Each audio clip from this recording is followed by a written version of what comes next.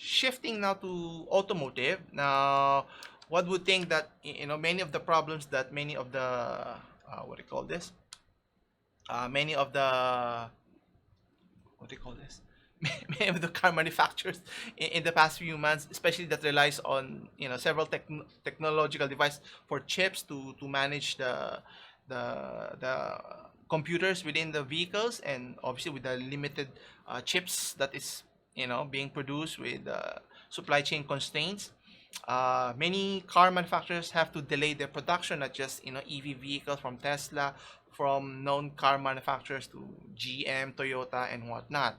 Now, a company Hyundai, which is known for many of their vehicles, Hyundai Motor aims to develop the chips, to develop their own chips to cut reliance on the chip makers here. Now, how viable is that? But it is what it is. So, according to Reuters.com, so they plan to develop their own chip here, which is kind of difficult if you think about it, because obviously no one, it's not easy being an Intel or an AMD pros chip maker here, or even Snapdragon here if you think about it.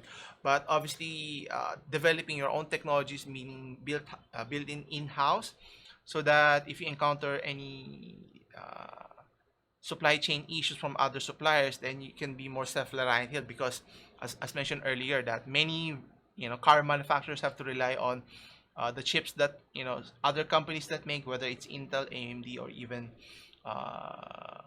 TSMC, I think is the manufacturer for Snapdragon. I could be wrong, but anyway, but the point here is, how can this be addressed? And I think Hyundai is on the right track here of trying to find ways to find better ways to solve this problem, not just in the short term but also in the long term as well here. So, or was it? Oops.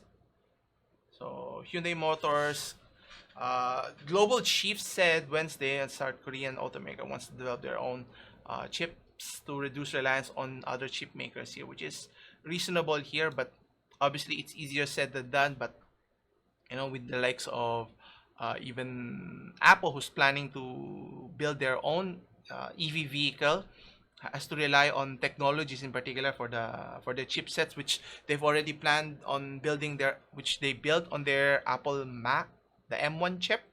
So it makes sense for them to go in a different direction and look for a different industry, like in the case of the car manufacturing here.